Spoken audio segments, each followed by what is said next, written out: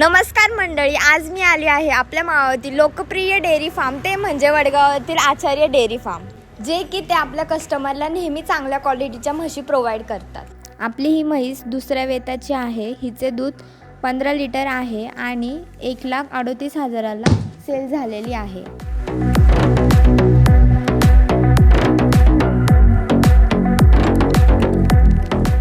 अधिक माहितीसाठी दिलेल्या नंबरवरती कॉल करा.